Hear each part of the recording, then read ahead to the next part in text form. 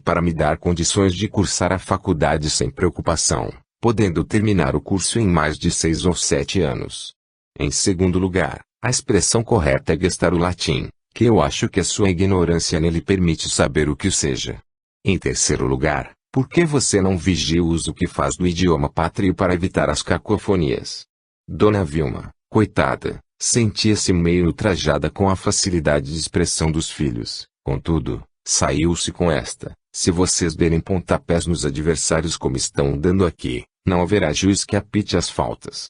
Arnaldo pôs ordem na conversa. Quer dizer, Theo, que eu devo pedir a mão da Rosinha à moda antiga. Isso mesmo. Penso que você tenha providenciado as alianças. Estão no meu bolso, mas não vou mostrar agora, para não dar azar. Wilsinho quis provocar de novo, mas não foi até o fim da fala. Não me diga que essa superstição. Cala a boca, maninho, que o assunto ainda não chegou à cozinha. Por enquanto está na pocilga. Arnaldo fingiu ficar bravo. Se você me chamar de porco de novo, vai apanhar. Porco é o palmeirense do Cabo Farias. A menção do nome fez que os jovens se calassem. Teotônio bem desejou aproveitar a deixa para denunciar o soldado, porém, percebeu a tempo que isso poderia pôr a festa de noivado de ponta cabeça. O restante do trajeto se fez em silêncio, como se aquele nome também houvesse influenciado no ânimo do casal. Quando estacionaram na frente da cantina, logo se depararam com a família de Dona Flávia, todos, como disse o Wilsinho, na estica. Teotônio cumprimentou a futura sogra, o tio, a tia e a prima de Rosinha. Em seguida, levando a mocinha pela mão, comandou a entrada, buscando o maitre, que encaminharia o grupo para uma sala reservada, longe do bulice do salão principal. Mesmo assim, recebeu alguns cumprimentos, tendo de dar autógrafos e posar para fotografias. Instalados confortavelmente, receberam os 2 garçons encarregados dos aperitivos e das bebidas. Teotônio fez questão de bater com um talher no copo, pedindo silêncio e atenção. Disse algumas palavras: esta noite é muito especial para mim. Estamos comemorando meu novo contrato, mas eu fiz questão de que aqui estivessem só as pessoas da minha família. Vou fazer um brinde para festejar a minha boa sorte, ao mesmo tempo que agradeço a Deus estarmos todos com saúde, felizes e alegres neste dia. Acredito que até os espíritos de nossos parentes estejam brindando conosco. Emocionados, sem estardalhaço, tocaram os copos e umedeceram os lábios. Teotônio retomou: meu pai tem algo muito importante para dizer. Arnaldo se levantou, pigarreou e assim se expressou: vejo que o Theo escondeu de todo mundo o verdadeiro motivo desta reunião. Vou ser direto e franco. Dona Flávia, a senhora concede a mão de sua filha para o meu filho. Tomada de surpresa, com os pensamentos e as emoções baralhando no cérebro, a pobre viúva tartamudeou: se for da vontade dela, concedo. Rosinha estava pálida, demonstrando que Teotônio não havia prevenido. Arnaldo prosseguiu: Rosinha, você nos deixaria muito felizes se aceitasse meu filho como marido. A moça apenas fez um gesto afirmativo, apertando a mão do rapaz, dando-lhe com o pé nas pernas, debaixo da mesa. Teotônio cochichou-lhe ao ouvido: ainda bem que você joga no meu time. Arnaldo continuou: então, eu peço ao Theo que coloque no dedo da noiva a aliança que comprou escondido. Era uma bela peça de ouro, trazendo o nome Rosinha impresso do lado interno. Quando o rapaz foi enfiar o anel no dedo anular da mão direita da noiva, esta deu um repelão, não permitindo que a joia atingisse a base do dedo. Wilson é que se divertia, acabando por exclamar: essa daí, maninho, vai te dar bastante trabalho. Sem dar importância ao irmão, o noivo entregou a outra aliança para que Rosinha lhe pusesse no dedo.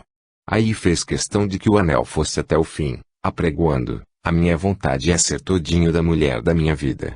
Um beijo formal selou o contrato festivo, passando a conversa a girar em torno de datas, de cerimônias, de proclamas, de moradias. Houve ainda um telefonema para o celular recentemente adquirido pelo esportista, tendo este ficado bastante feliz por ser cumprimentado pelo professor Ernesto, a quem havia avisado a respeito da festa, do noivado e da necessária falta à escola. 29. A roda dos jovens. Como a Teotônio o técnico havia concedido entrar na concentração às 21 horas, mal o jantar se encerrou, ele seguiu para o hotel de táxi. Rosinha havia recebido dele a recomendação para que não usasse a aliança na rua, ao que respondera, e você deve usá-la sempre, para afugentar as assanhadas. Lá no íntimo, sabia a moça que o efeito do uso poderia ser o contrário. Também tinha a convicção de que bem poderiam arrancá-la do dedo, conforme as assustadoras histórias, segundo as quais muitos tinham dedos decepados, quando os ladrões não conseguiam tirar o ouro da mão das vítimas. A manhã seguinte encontrou-a de aliança, que beijou em segredo, sem que a prima, que dormia no mesmo quarto, a surpreendesse. Lembrava-se do que lhe dissera o noivo. Quando assinalar os gols, vou beijar o anel para declarar-lhe todo o meu amor. Você vai assistir pela televisão. Com essas lembranças e outros devaneios, passou a manhã de sábado sem ser incomodada pelos familiares. Todos lhe respeitaram os sonhos, admirando-lhe ou invejando-lhe a felicidade. O que não sabiam é que lhe crescia a preocupação com a perda da virgindade. Lembrava-se das palavras de Fulgêncio e mais ainda ficava Macambúzia. O pessoal da casa interpretava o senho franzido como de pura saudade do noivo. Lembrou-se Rosinha de que à tarde poderia consultar Vieira, o mentor da casa espírita, senhor de respeito e conhecimento. Queria saber como é que o espiritismo encarava a sua situação. Como a prima não aceitou o convite para acompanhá-la ao centro, logo depois do almoço, para lá se dirigiu, tendo deixado a aliança em casa. Vieira não se encontrava, mas Ernesto preparava o salão para receber os jovens da reunião de estudos doutrinários. Você poderá ficar conosco, querida, até que chegue o nosso presidente. Não vou atrapalhar? Em absoluto. Hoje vamos tratar de um tema que interessa muito à juventude, a virgindade e as relações sexuais entre os jovens. Rosinha sentiu-se corar. Parecia que fora encaminhada para lá por seus amigos e protetores da espiritualidade. Prosseguiu o professor, você pode folhear esta obra psicografada pelo Chico. Passou-lhe um exemplar do livro Vida e Sexo, da autoria espiritual de Emmanuel. Rosinha deixou-se entreter com alguns trechos, sem fixar atenção no sentido. Meditava a respeito da falta de imagens de santos, da inexistência de altar, recordando-se de que ouvira que, nos centros espíritas, não se realizavam cerimônias de batizado, crisma, comunhão ou casamento. Sabia que visitavam os doentes e oravam por eles, sem crucifixos ou hóstias consagradas. No canto do palco, sobre a pequena mesa, repousavam alguns copos e uma jarra. Era, segundo pensou, a água benta dos espíritas. E é por aí, quando chegaram em bandos rapazes e moças entre os 15 e os 18 anos. Verificada a presença de todos, Ernesto expôs o tema e retirou-se, explicando que dava oportunidade a que conversassem livremente. Rosinha pensou que o professor não queria conhecer os problemas dos alunos, matéria que lhe traria preocupação. A turma, acostumada a discutir de forma pessoal as questões relacionadas à vida privada, logo se pôs à vontade, ignorando a presença da adventícia. Disse o primeiro. Eu não entendo a razão de haver uma pele no aparelho genital feminino, como se fosse uma proteção, mas que sabemos que pode causar problemas com infecções, caso ali se alojem fungos, bactérias ou micro-organismos. Vocês sabiam que, na Roma antiga, cabia a um sacerdote utilizar o que chamavam de falho para romper o ímen das mocinhas? Segundo o programa que assisti na televisão, assim se evitava o trauma do rompimento pelo marido na noite de núpcias, podendo as mulheres iniciar a vida sexual com o prazer do orgasmo. Rosinha acompanhou o discurso com a máxima atenção. Não esperava que o nível das informações fosse tão elevado. Outra jovem aduziu, nos países nórdicos, Dinamarca, Suécia, Noruega, e em outras partes do mundo, as virgens vão a festas apenas para serem defloradas por alguém que as atraia. Depois disso, voltam para casa e nunca mais veem o rapaz. Eu também vi isso num filme. E sabem do que mais? Mesmo estando noivas e até casadas, caso se sintam cortejadas por alguém, não hesitam em entregar-se, cientes de estarem mantendo amor pelos maridos. De resto, a mesma liberdade têm eles. É o fim dos ciúmes. Uma outra acrescentou, aqui no Brasil, não são raros os pais e os irmãos que seduzem as menores. Mas esse processo é altamente estressante, causando problemas psicológicos para o resto da vida. Se a polícia for acionada, tem obrigação de prender o criminoso. O que eu quero dizer com isso? Quero dizer que a gente não pode importar soluções de outras culturas, sejam antigas, sejam atuais. Entretanto, não pensem que eu esteja sendo careta. O que valeu para minha avó, não valeu para minha mãe e muito menos para mim. Minha avó casou virgem, de véu e grinalda. Minha mãe, apesar do véu e da grinalda, me levava no ventre. Eu, se vocês não se ofenderem com o que vou dizer, faz tempo que namoro. Foi meu primeiro namorado que me desvirginou. Não estou dizendo que me desonrou. Dei a ele o que era meu. E tenho dado aos outros namorados.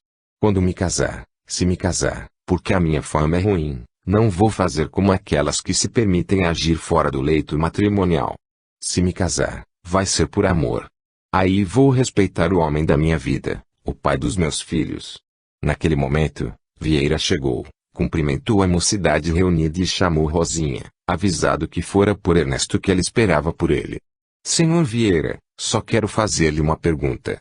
Se eu for capaz de esclarecer, como é que os espíritas encaram a união sexual antes ou fora do casamento? Com a maior naturalidade. Se as pessoas se amam, não precisam estar casadas. No entanto, nós, espíritas, devemos estar vigilantes para não magoar nenhuma pessoa, seja o cônjuge, sejam os pais, sejam as pessoas que contam conosco para uma vida mais próspera espiritualmente falando, como os nossos filhos. Se da união momentânea se produzir um rebento, caso os pais se separem, a mãe haverá de arcar com a responsabilidade de criar o filho sozinha. A falta de um pai tem deixado muitas crianças verdadeiramente órfãs, pois a natureza nos prescreve que tenhamos um pai e uma mãe. Moralmente, é preciso vigiar para que as consequências não nos afetem mais tarde. E entre noivos? Entre noivos, se não houver outros interesses em jogo, as relações sexuais nada mais são do que o erotismo posto em prática, e o erotismo é uma força da natureza. Se você acreditar que foi Deus quem deu origem a tudo, vai verificar que o desenvolvimento das espécies nos deu uma dupla responsabilidade, o instinto e a inteligência. Sendo assim, sempre recomendamos que os apelos carnais sejam analisados, contornando-se os problemas inerentes ao desvairamento das paixões através de medidas preventivas, como o uso de camisinha, por exemplo, o que, como você sabe, é proibido pela Igreja Católica. Rosinha se lembrou das palavras de Fulgêncio, mas não as revelou a Vieira. Ao contrário, foi suficientemente hábil para perguntar: não existem pecados mortais para os espíritas? Como lhe disse, se ninguém for prejudicado, nem a consciência da própria pessoa, não há razão para temer nenhuma estadia nas trevas do umbral por causa de algumas prazerosas contrações musculares, sem querer ser desrespeitoso. Muito obrigado. Seus esclarecimentos foram preciosos. Em casa, a mocinha precisou de algumas horas para colocar de volta a aliança, desta feita, escondida dos familiares, no dedo anular da mão esquerda. 30. Consequências da fama. Teotônio entrou em campo no domingo precedido pelo alarde que os meios de comunicação de massa fizeram a respeito do contrato. Durante o jogo, teve ocasião de beijar a aliança por 3 vezes, repetindo para as câmaras da televisão: Rosinha, eu te amo. Apesar de sua atuação brilhante, ainda assim o jogo terminou empatado, possibilitando ao adversário manter-se na liderança do campeonato.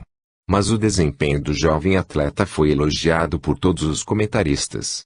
Enquanto os jogadores, depois de se banharem e de se trocarem, esperavam que a multidão fora do estádio se dispersasse, Arnaldo constatou que a rua em que morava se enchia de gente, muitos com faixas e cartazes alusivos ao vizinho preeminente.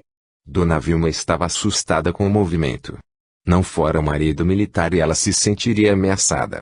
Querida, que você acha de eu ligar para o Theo, para avisar sobre o que está acontecendo? Se ele chegar sem saber, pode ficar aborrecido. Wilsinho foi mais contundente: o Theo vai chegar muito cansado.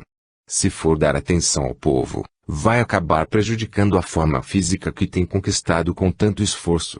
Não é hora para grandes festas, afinal nem ganharam o jogo. Arnaldo, que se mantivera distraído, acabou por exclamar: tenho uma ideia. Vou pedir que dê uma entrevista em que afirme que vai dormir no hotel da concentração. Ele vai ter de arrumar uma desculpa. Dito e feito. 10 minutos depois, Os microfones abertos dos jornalistas da rádio e da televisão transmitiram a informação invasiva. A vizinhança começou até uma pequena vaia, mas ninguém da família pôs o nariz para fora. O plano deu certo, de forma que logo a rua estava quase deserta. Quando o pai voltou a ligar para o filho, recebeu dele a notícia de que Renildo havia aplaudido a ideia e providenciado um quarto onde pudesse passar a noite sossegado. Isto decepcionou o casal, que havia programado um jantar de gala, inclusive para a noiva e família. Assim que se viu instalado confortavelmente, Teotônio sondou o gerente quanto a trazer a noiva para passar a noite ali.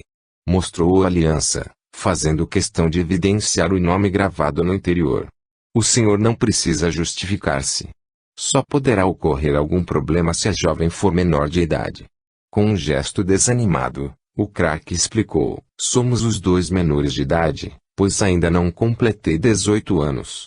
Nesse caso, eu não posso fazer nada, a não ser que venham os pais dela. Muito obrigado.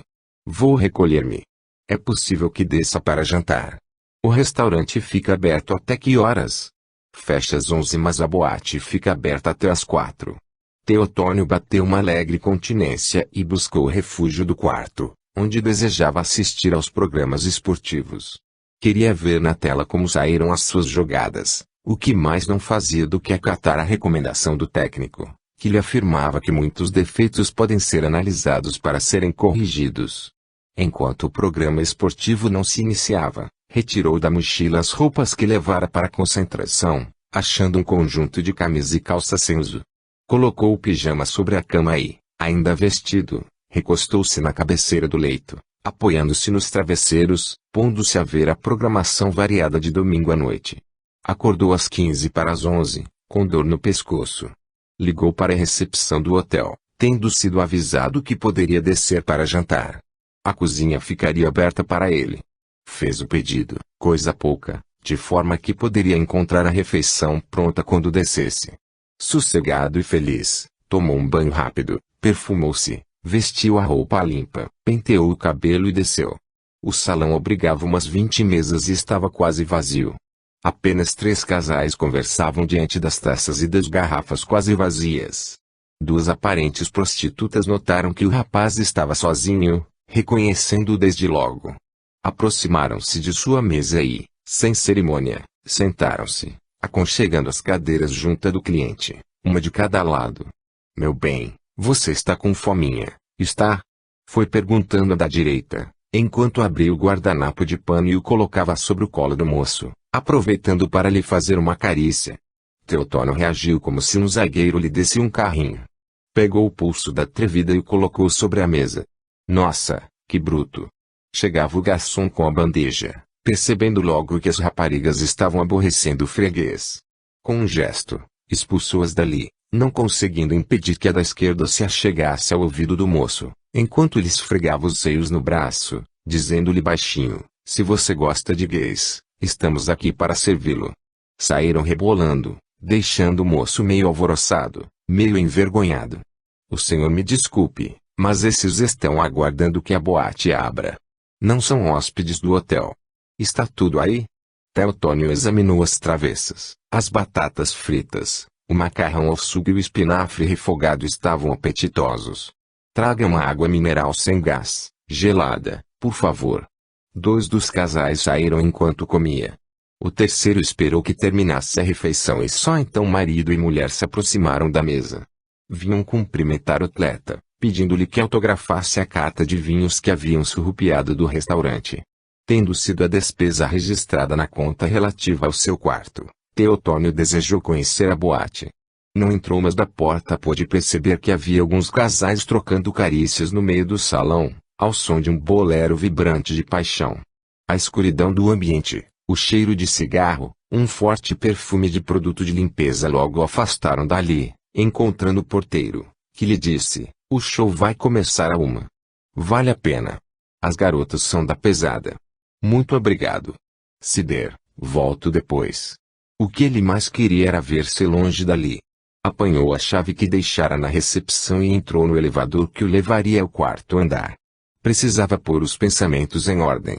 No corredor, esperavam por ele os mesmos que o assediaram no restaurante. Querido, você pensa que vai se livrar da gente assim? Vamos fazer a maior zorra no seu quarto. Agarraram-no, pegaram a chave, abriram a porta e o empurraram com força para dentro. Rápido, como se penetrasse na área para marcar gol, Teotônio correu para o banheiro, fechando a porta. Os do lado de fora caçoavam e gritavam desaforos e palavrões. Pareciam fora de si. No mínimo, estão drogados, refletia consigo o moço, enquanto teclava no celular o número de casa. Pai, estou preso no banheiro do hotel. Tem 2 travestis no quarto. Estão doidões. Mande alguém que esteja aqui por perto. Desligue para eu poder avisar os companheiros. Daqui a 5 minutos, ligue de novo. A gente precisa manter o contato para você me pôr a par de tudo. No quarto, começou uma cantoria. No primeiro momento, Teotônio pensou que eram os homossexuais. Em seguida, caracterizou o vozerio como sendo o som da televisão ligada bem alto. De fato, não demorou para o recepcionista do hotel receber uma reclamação. Chamou um boy e mandou averiguar. O rapazinho logo voltou, dizendo que o som da televisão estava muito alto. Através do telefone, o responsável pelo plantão do hotel tentou entrar em contato com o hóspede, imaginando que se embebedara e que estivesse em plena orgia, conforme lhe revelava o garçom a respeito do sucedido no restaurante. Mas os chamados não foram respondidos. Naquele momento, já se reuniam no saguão vários hóspedes, todos muito preocupados com o que pudesse estar acontecendo, principalmente porque foram informados que se tratava do craque do dia. Munidos de câmaras fotográficas e de vídeo, antegozavam a hora de surpreender o jovem em plena fusarca. Não podiam, porém, invadir o quarto sem a presença de autoridade policial. Quando estavam a providenciar a presença de um guarda da viatura que costumava estacionar nas imediações, surgiu o cabo Farias com mais 3 soldados. Ainda bem que os senhores chegaram. Está havendo um problema, fomos avisados pela vítima, que está fechada no banheiro. É bom todos ficarem aqui, porque são 2 meliantes que estão promovendo a baderna. Só um gerente soube com a chave para abrir a porta para nós. Um soldado ficou tomando conta do pessoal, enquanto subiam os outros 2 pelas escadas, reservando Farias o elevador para si para o gerente. A ação de aprisionar os travestis foi rápida. Aberta a porta, encontravam-se os 2 debaixo das cobertas, inteiramente nus. Farias reconheceu a dupla. Quer dizer que vocês estão com vontade de levar uma surra. Acabava ali a loucura de ambos. O cabo era temido entre os marginais e dele se podia esperar que cumprisse a promessa. Vocês vão ficar quietinhas. Tratem de pôr os vestidos e de arrumar esta bagunça. O gerente estava aflito. Pode deixar que eu mando vir a arrumadeira. Pode mandar vir para trocar a roupa de cama. Por enquanto, os companheiros vão dar uma busca em regra. Esses costumam andar armados. Logo a procura redundou no achado de 2 navalhas. Agora a coisa vai ficar mais feia ainda. O que vocês pretendiam fazer? O carinha nos esnobou. E daí? Vocês iam matá-lo? Iam mutilá-lo? Não houve resposta. Nisto Teotônio abriu a porta e deparou-se com a cena inusitada dos meliantes sendo submetidos à força policial. Quis intervir. Por mim, eles podem ser soltos. O gerente concordou. Por mim também. O cabo dirigia a cena. Vocês não sabem o risco que o Theo correu. Se caísse nas mãos delas, poderia perder a vida. Mas eu compreendo que o hotel não queira nenhuma propaganda negativa. Também não é conveniente para a carreira do meu amigo que este caso se divulgue. Sendo assim, vou enquadrar essas 2 por porte de arma branca e trotoir. O que vocês querem alegar em sua defesa? Um dos travestis, com voz sumida, em tom másculo, resumiu o pensamento de ambos. Se vocês nos deixarem em liberdade, podem ficar seguros de que não vamos delatar ninguém aos jornais. Farias cresceu para a figura descomposta do infeliz. E se vocês puserem a mínima palavra na imprensa, vão ter de enfrentar o sargento Arnaldo, pai do nosso craque. Por essa não esperavam os travestis. O que se mantivera calado julgou que era hora de moderar a atitude. O sargento Arnaldo é boa pessoa. Não merece que a gente ponha o filho dele na roda. Em nome de meu colega e no meu, eu peço perdão pelo acontecido. Foram as últimas declarações, antes que fossem levados algemados para a viatura. Sem mais ameaças, foram soltos 10 quarteirões adiante. Sabiam que havia mexido com o vespeiro. O gerente sugeriu que Teotônio passasse para outro quarto no mesmo corredor, mas este preferiu pedir ao pai que o fosse buscar. A história de sua liberdade terminava melancolicamente. Enquanto aguardavam a chegada do pai, Farias dispersou os curiosos, com a ajuda do gerente, afiançando que Teotônio estava bem e que estava repousando. Evitava-se assim que batessem alguma foto comprometedora, além dos flashes que haviam pipocado sobre os travestis cobertos por lençóis. À 1 da manhã, na mesma hora em que começava o show na boate, Teotônio, na escuridão do quarto, exausto, contava sua aventura para o irmão. 31. Vida nova. Teotônio dormiu bem, acordou tarde e logo despertou para um problema: a possibilidade de a sua história vazar para a imprensa. Não vazou, apesar de algumas fotos dos travestis terem ido parar nas mãos de um repórter, que não quis pagar o preço pedido. Todavia, como repórter, cumpriu a obrigação de verificar junto ao recepcionista do hotel a veracidade da história. É verdade que o Theo sofreu um assédio durante o jantar, porém, o garçom expulsou os meliantes e a polícia, a nosso chamado, prendeu-os com o nome do policial responsável. O jornalista procurou o cabo Farias, encontrando de saída do plantão. Apesar disso, obteve uma declaração: estávamos dando a nossa ronda, quando fomos avisados da perturbação da ordem. As meninas quiseram tirar proveito do dinheiro do jogador e, como este se recusou, elas quiseram dar-lhe uma curra. Mas o moço é sério e, pelo celular, acionou o pai, o sargento Arnaldo, que logo providenciou a nossa presença. Quer dizer que os travestis foram recolhidos? Positivo. Lavramos o auto e aguardamos o despacho do delegado. Se você quer saber a minha opinião, não vai dar em nada, porque a família do Theo não quis prestar queixa contra os dois. Afinal de contas, não passou de um susto. Talvez até torçam por outro time. O repórter concluiu que não valia a pena levar adiante o caso, mas, mesmo assim, redigiu simples nota, que o chefe da redação incluiu na edição da tarde, sem escândalo. Enquanto isso, Renildo foi à casa do pupilo para verificar o que havia ocorrido, já que não o encontrou no hotel, tendo sido a conta paga. Teotônio explicou: só descansei um pouco e jantei. Depois meu pai foi buscar-me, que havia 2 gays me estranhando. Pois bem, eu tenho 3 apartamentos mobiliados para você ver. Os dirigentes estão empenhados em que você saia deste bairro, tanto que os imóveis são de pessoas ligadas ao clube. Estou com as chaves. Vamos. Não vou sem a Rosinha. A gente tem de passar pelo emprego dela. Tudo bem. Meia hora depois, estavam os 3 visitando o primeiro apartamento, do qual gostaram muito, achando, porém, que era grande demais. Explicou Teotônio ao empresário: nós estamos querendo casar dentro de 3 meses, durante as férias. Por isso, é bom que não venha ninguém morar conosco. Se houver mais de 2 quartos, vou ter de trazer, no mínimo, meu irmão. E eu não quero. Até vou recomendar que ele fique morando nas dependências do clube, que é melhor do que em casa. E a escola?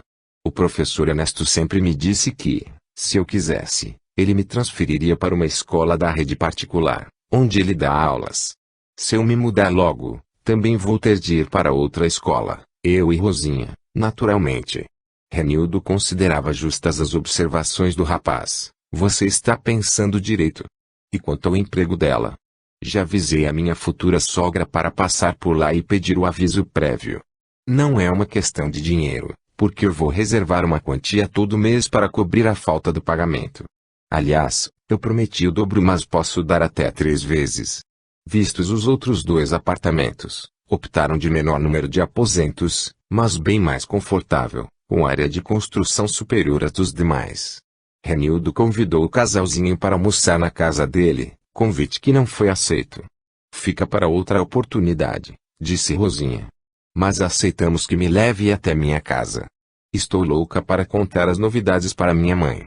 Teotônio, entretanto, recusou a gentileza e achou melhor liberar o agente, para que providenciasse a respeito da aquisição da propriedade. Queria o moço conversar em particular com a noiva.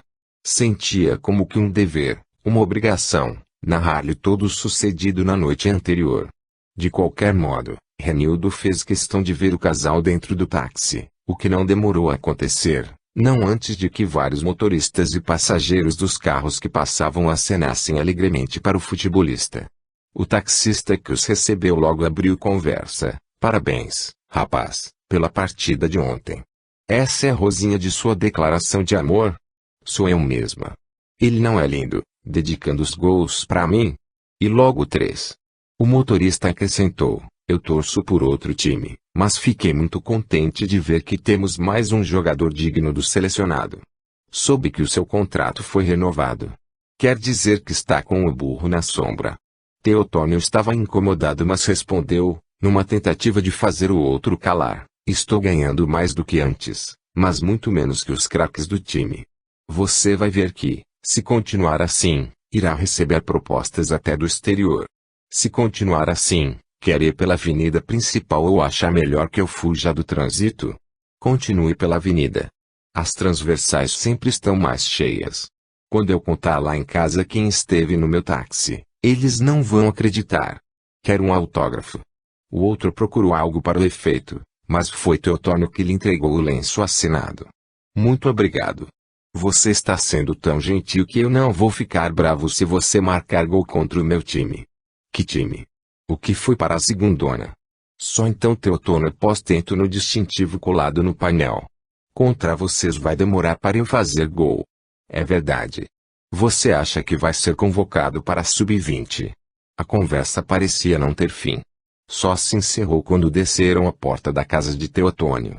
Querida, explicou ele, é melhor você ir a pé até a sua casa, porque você já viu qual é o meu drama na rua. Estranhei que você não tenha aceitado vir com o Renildo. Era para conversar com você sobre algumas coisas. Mas o tal do táxi, vou entrar e a gente conversa. Tudo bem. Mas eu preciso estar no clube às 2. Fui dispensado da parte da manhã porque joguei ontem. Mas preciso comparecer logo mais. Só vou comer um pouco, talvez um caldo. Mas dá para a gente conversar.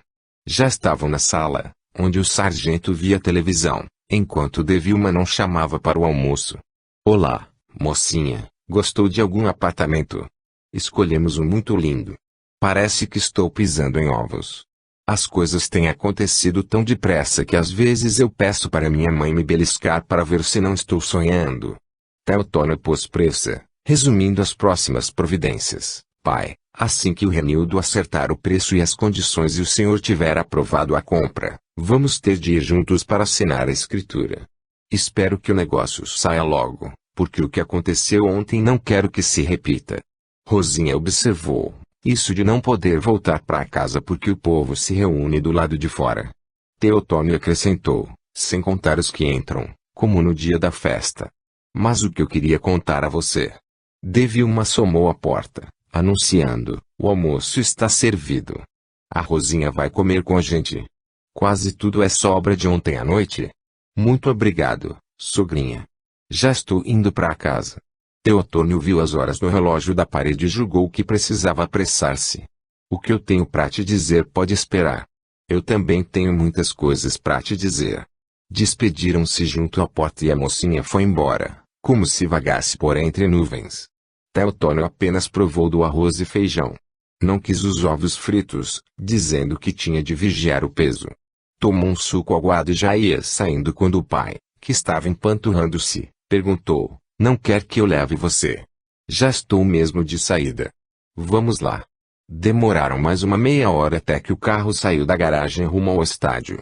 No caminho, Teotônio ia indeciso quanto a contar ao pai que reconhecer a voz que o havia ameaçado. Acabou deixando para depois. 32. Paz ameaçada. Assim que Teotônio se encontrou com os companheiros, sentiu, no âmago da alma, um confrangimento inesperado. Em tom de arrelia, mexiam com os seus brios de jovem honesto. Quer dizer que o goleador beija a aliança e sai com as bichas. Caiu na farra e saiu no jornal. Desse jeito vai mal. Você deu nelas ou apanhou? Teotônio quis resolver logo o mal-entendido. Quem está com o jornal? De pronto, um dos gozadores lhe entregou o recorte que havia separado justamente para ele. O que eu li está aqui. Não sei se há outras reportagens. Não havia reportagem alguma. Era só um comentário. Ontem à noite, Theo se envolveu com 2 travestis. Se a polícia não estivesse por perto, a coisa poderia ter ficado preta. Cuidado, mocinho, não vou deixar isto sem esclarecimento. Mas vou conversar primeiro com o professor Santoro. Não precisou procurar o técnico. Foi este quem veio ao seu encontro, que aconteceu de verdade. A história do jornal está correta. Entretanto, pela provocação, estão querendo me acusar de algo imoral. O que ocorreu foi simples. Meu pai achou que eu deveria ficar no hotel, porque estava formando-se uma multidão diante de casa. No restaurante, enquanto esperava o jantar, sentaram-se dois sujeitos vestidos de mulher, que quiseram bulinar-me. Como não deixei, brigaram comigo. A polícia resolveu o caso. Depois disso, chamei meu pai, que me levou para casa. Vamos dar o assunto por encerrado. Eu lhe agradeço, mas o pessoal está com gozação para o meu lado. É natural. Daqui a pouco acontece algo com o outro e eles vão esquecer o caso. O problema é que minha noiva não ficou sabendo de nada. Agora a notícia no jornal pode provocar confusão. Posso ligar para ela? Você tem 2 minutos. Obrigado. Teotônio correu para o telefone mais próximo e ligou para o celular que havia deixado com Rosinha.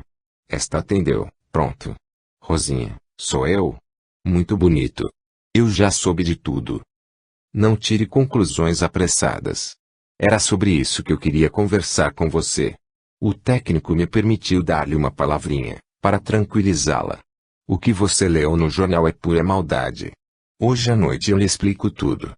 Querido, eu confio em você. Minha mãe me disse que eu deveria ouvir suas explicações.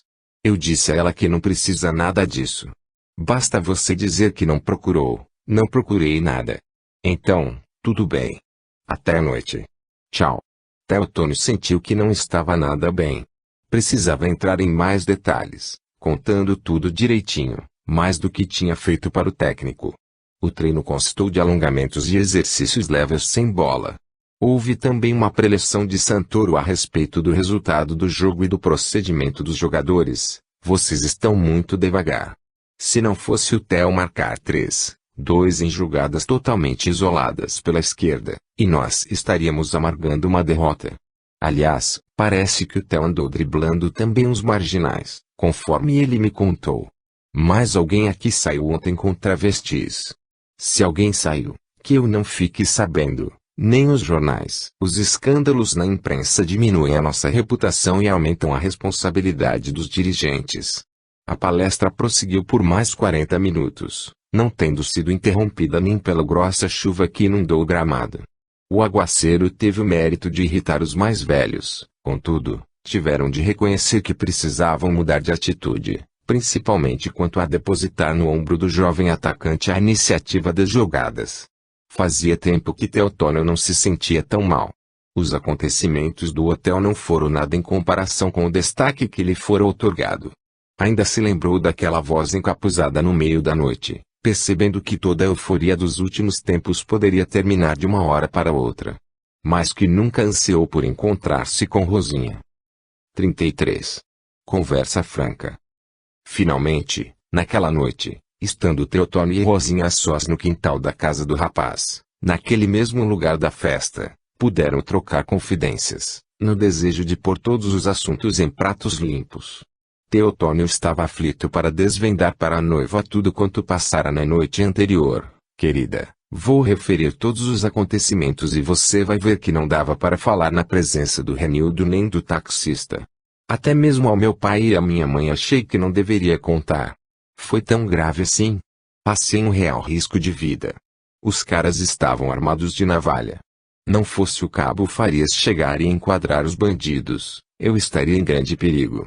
Por que você convidou os travestis? É isso que você está pensando. Eu não convidei coisa nenhuma. Eles aqui vieram sentar à minha mesa, enquanto o jantar não vinha. Precisei agir duro para impedir que eles tomassem certas liberdades. Não fosse o garçom e nós teríamos passado as vias de fato ali mesmo. E como é que eles foram parar no seu quarto? Burlaram a vigilância dos funcionários do hotel e me esperaram no meu andar. Quando desci do elevador, me pegaram e me obrigaram a abrir a porta.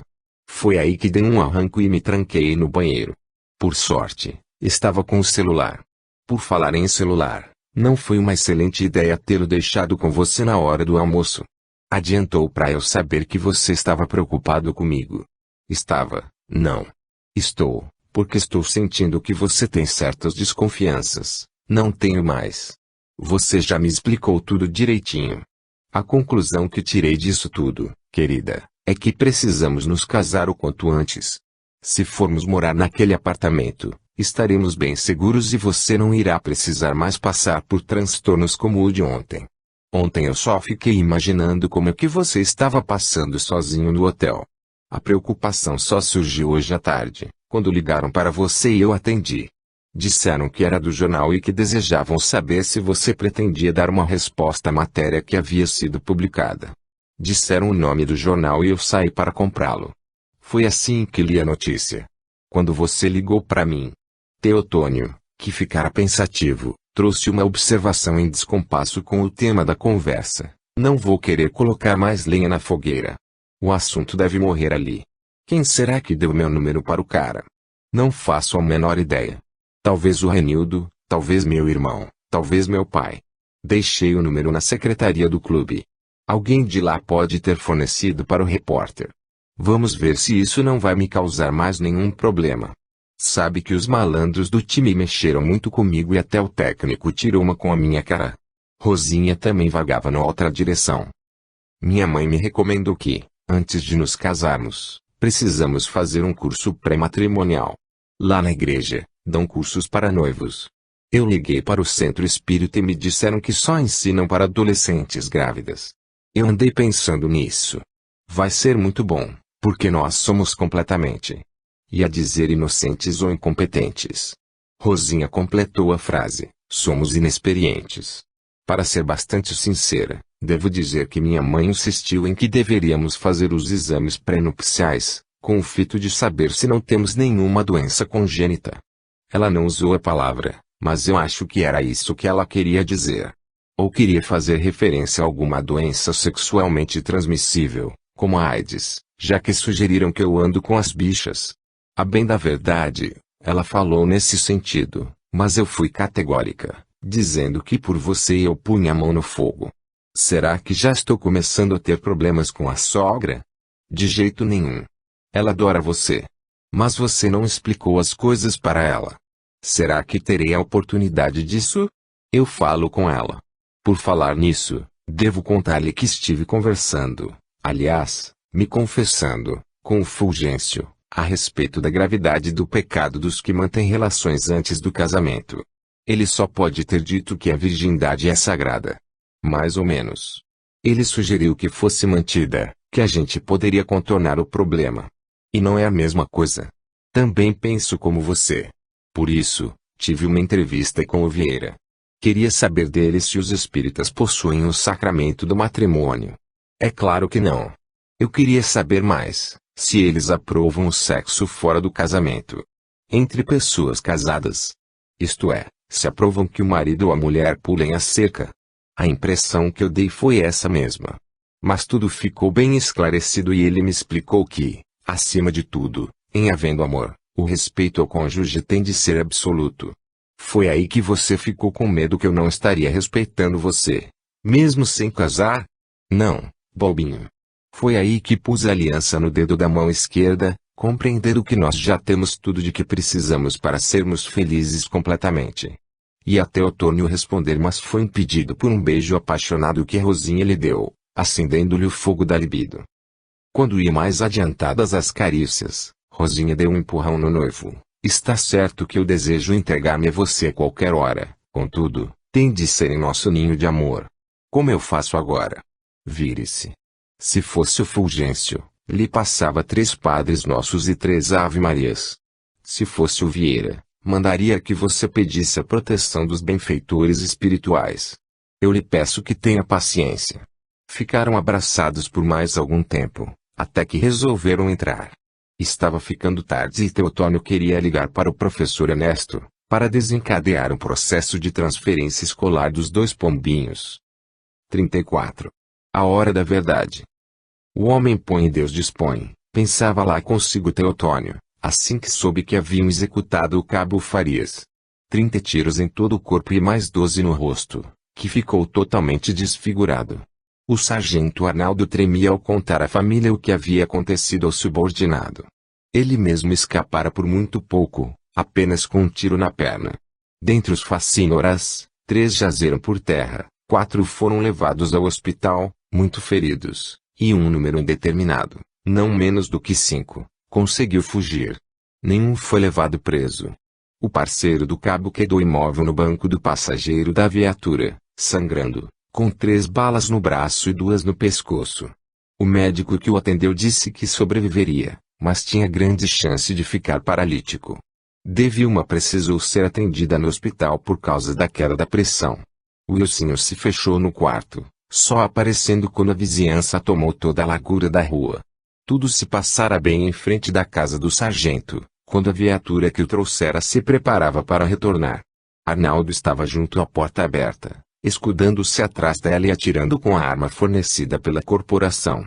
Quem havia feito tamanho estrago na quadrilha tinha sido mesmo o cabo, que disparou com a arma de repetição, estourando os vidros dos 3 carros, não permitindo que os meliantes saíssem logo para atirarem a queima-roupa.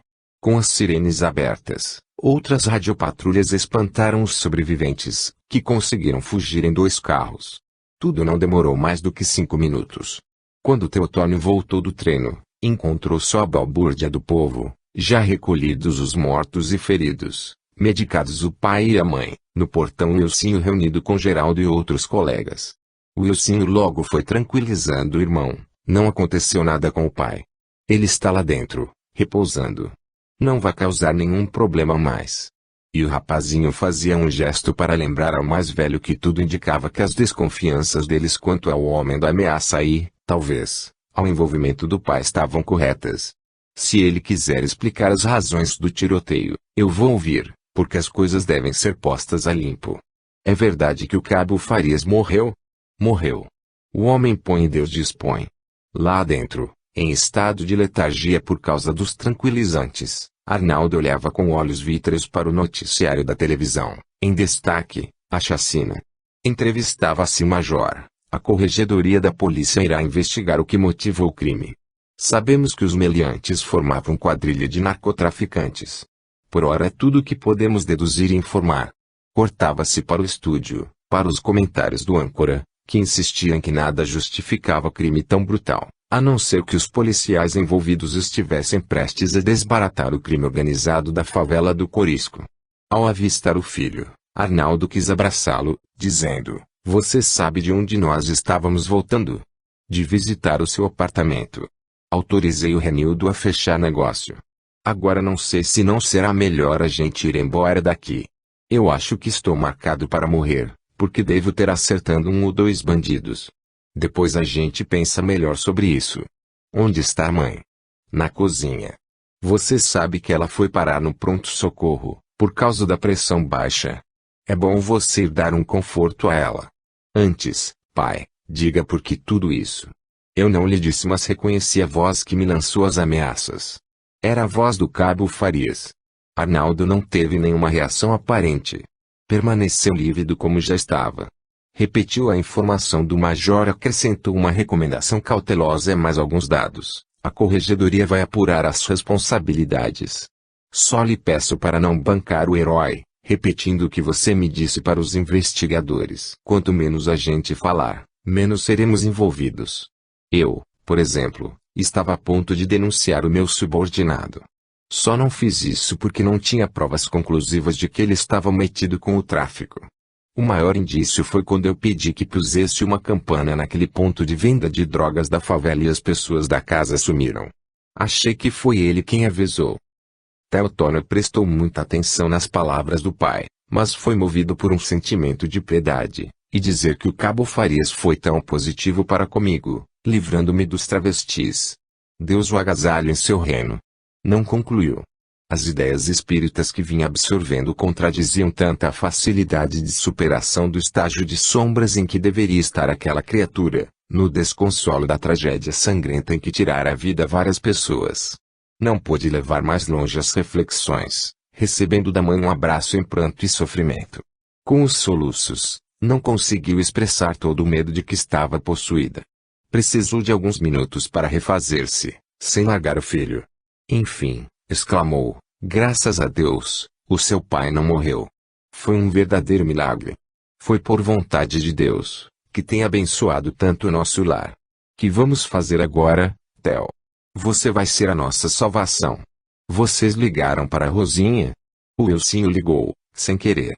Ele queria falar com você e foi ela quem atendeu. Eu passei o celular para ela. Agora preciso comprar outro e fazer a troca. Mas isso pode esperar. O importante é saber que ela está a par de que nada nos aconteceu. Vou ligar para ela. O telefone estava fora do gancho, tendo concluído o moço que os pais não queriam ser incomodados pelos jornalistas. Com isso, bloqueiam-se as comunicações com os parentes. Realmente, foi só colocar o gancho no lugar e soar a campainha. Era do serviço de caixa postal avisando que havia vários recados. Não deu tempo de ouvir. Batiam a porta. Teotônio foi atender, voltando para a sala em companhia do tenente Gamão, que não hesitou em revelar a que veio. Sargento, o senhor vai ser recolhido ao quartel. Deve levar roupa para um bom tempo. Quanto aos rapazes e a senhora, devem procurar um parente que os receba, de preferência longe daqui. Dentro de uma hora, a favela do Corisco vai ser posta de cabeça para baixo. Foi interrompido pelo locutor da televisão. Atenção! Acaba de ser invadido o hospital para onde foram levados os feridos do atentado de hoje à tarde. Por telefone, o nosso repórter Freitas. Estamos diante do edifício do Hospital das Clínicas. Há menos de 10 minutos, saíram daqui cerca de 12 bandidos, levando 2 companheiros. Deixaram um rastro de sangue. Estamos sendo informados que o terceiro ferido foi morto no TI, enquanto o soldado internado foi abatido em plena sala de cirurgia. O próprio tenente tomou a iniciativa de desligar o aparelho. Não vamos perder mais tempo. O senhor pode caminhar sozinho. Posso? Então, vamos. Dona Vilma apareceu com uma valise. Coloquei meias, lenços, camisetas e peças brancas. Também pus a escova de dentes. Achei que... O tenente interrompeu-a. Se o sargento precisar de mais alguma coisa, ele pede e a senhora leva ao quartel. Não podemos perder mais tempo. A viatura desembalou de volta, com a sirene aberta. Wilsinho, que se encolhera dentro do abraço da mãe, lembrou, vamos ficar com o tio Tomás. Theo discordou, se não estivermos seguros aqui, o melhor é vocês irem para um hotel. Eu não posso ir junto porque parece que todo mundo me reconhece. Dona Vilma foi quem decidiu o destino de todos, eu e o Wilsinho vamos para a casa do meu irmão. Quanto a você, Theo, vai para a casa do Renildo. Ele irá arrumar um bom lugar para você ficar. Enquanto vocês arrumam as malas, eu ligo para o Tomás e logo ele estará aqui. Vou pedir que traga um dos seus primos para dirigir o nosso carro. Aí o Theo vai com o dele e nós vamos com o nosso. Teotônio ia sugerir que poderia ele mesmo guiar o carro, mas julgou que a mãe não aceitaria. Calou-se, pensando em avisar a namorada. O telefone havia ficado fora do gancho. Ao tentar uma linha, recebeu uma chamada. Pronto. Quem fala? É você, Rosinha? Sou eu mesma. Não reconhecia sua voz. Escute com atenção. Meu pai está bem. Levou um tiro, mas não é nada de grave. Agora ele está indo para o quartel, por ordem do comandante, que mandou o tenente vir buscá-lo. Minha mãe e o Wilsinho vão para a casa do meu tio. Eu não vou. Prefiro ficar onde o Renildo me levar. Depois eu ligo pra você e aviso onde estou. Tudo bem, ai? Estão todos muito nervosos e com medo. Se vocês tiverem para onde ir, vão, por uns dias. A polícia vai invadir a favela. Parece que há um clima de guerra. Você soube que resgataram os feridos que foram presos e executaram a polícia que estava no hospital? Santo Deus, as coisas estão pretas. Preciso desligar. Fique com o celular sempre com você. Eu vou ligar assim que possível. Desligou sem se despedir. A mãe já o esperava com a mochila estufada. Coloquei várias mudas de roupa. Vamos deixar tudo bem fechado. Tenho quase a certeza de que a casa vai ser visitada por ladrões, porque os vizinhos vão ficar escondidos. Teotônio, antes de atender a campainha, ainda disse, Vou ver se o pessoal do centro espírita pode fazer uma ronda por aqui. Na porta, Tomás e o filho mais velho. Em menos de 5 minutos, todos iam em busca dos novos endereços. No caminho, cruzaram com dezenas de estridentes radiopatrulhas. 35. A pressão aumenta. Renildo desconsiderou a sugestão de levar Teotônio a outro hotel. Estou com as chaves do apartamento em que você irá morar. Ele é praticamente seu. Nada mais lógico do que colocá-lo lá. Será que poderei instalar-me? Não há roupa de cama nem de mesa. O que for para providenciar, eu providencio. Se você ficar com fome, mande vir uma pizza. Não há toalhas, mas há talheres. Que horas são? Passa um pouco das 19. Eu coloco você lá dentro e dou uma volta pelo shopping. Pode ter a certeza de que você irá passar uma noite de rei. Isso bem pouco me importa. O que eu quero, mesmo, é não ser apanhado pela imprensa para Cristo. Fique calmo. 20 minutos depois, estavam convencendo o zelador de que o futuro proprietário, conhecido jogador de futebol, desejava saber como era o apartamento durante a noite.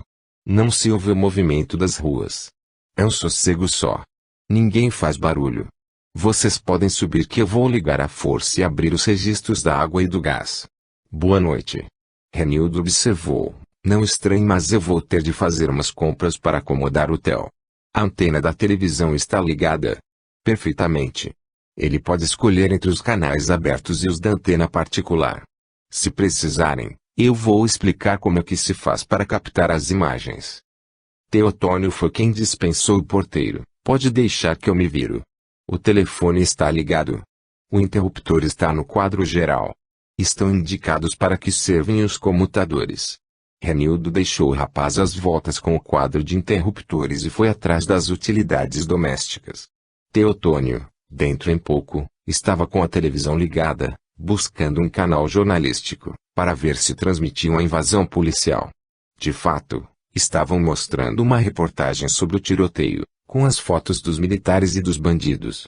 Haviam conseguido cenas de um vídeo caseiro, em que se viam os corpos. Os feridos foram filmados pela equipe de reportagem, aparecendo o sargento Arnaldo dando entrada no hospital. O jovem lembrou-se de passar o número do telefone à mãe bem como a informação de onde se encontrava. Mãe, estou no apartamento que vou comprar, trazido pelo Renildo. Forneceu o endereço e o número do telefone e ficou sabendo que Dona Vilma estava vendo o mesmo telejornal. Por isso desligaram. Nisto o locutor do estúdio passou para a repórter que estava cobrindo a ação policial, ao vivo. As imagens estavam sendo produzidas de dentro do carro, justamente diante da casa em que se travou o tiroteio. Junto ao portão, um soldado fazia a guarda do local. A repórter desceu e perguntou a respeito de quem morava ali. Um curioso, rapaz de pouca idade, que Teotônio conhecia de vista, foi informando: esta é a casa do Theo. O craque do dia. Ele mesmo. O pai dele é o sargento que levou um tiro na perna. Mas não tem ninguém em casa. Mais adiante mora a noiva dele, a Rosinha. São só alguns quarteirões para o lado da favela.